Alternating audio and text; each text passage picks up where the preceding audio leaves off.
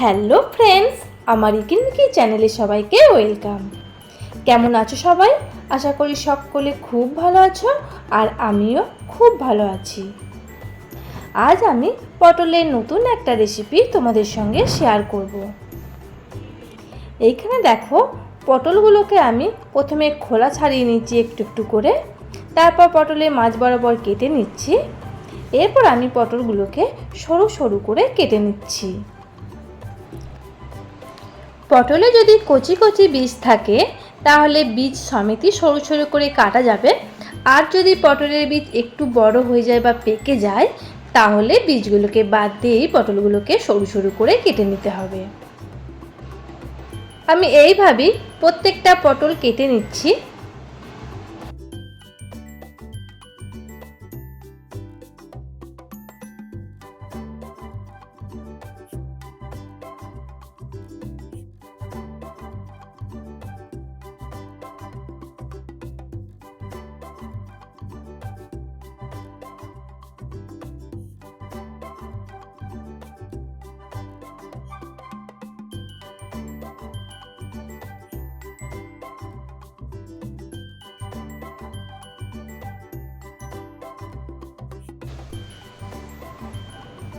এইখানে দেখো, আমি একটা পাত্র নিয়ে নিয়েছি।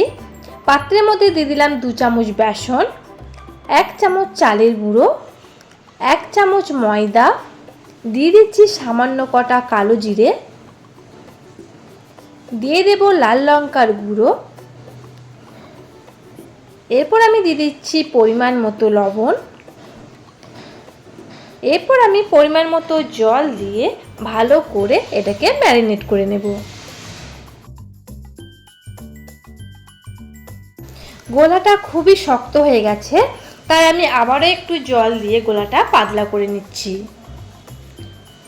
গোলাটা শক্ত করলে চলবে না, তাহলে পটলের বেগনি হয়ে যাবে, তাই গোলাটা আমি একটু পাতলা করে নিলাম।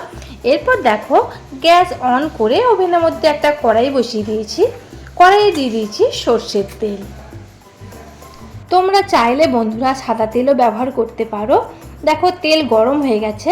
এরপর আমি পটলগুলো ওই গোলায় ডুবিয়ে নিয়ে পটলটাকে ভালো করে ঝেড়ে নিয়ে গরম তেলের মধ্যে দিয়ে ভেজে নেব।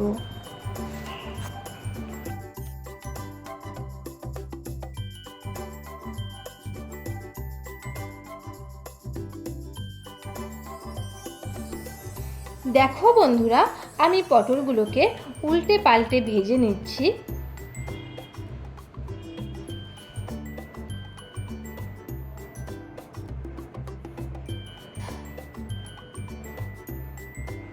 পটলগুলো একটু কড়া করে ভেজে নিতে হবে। এই একইভাবে সব পটলগুলো আমি ভেজে নেব।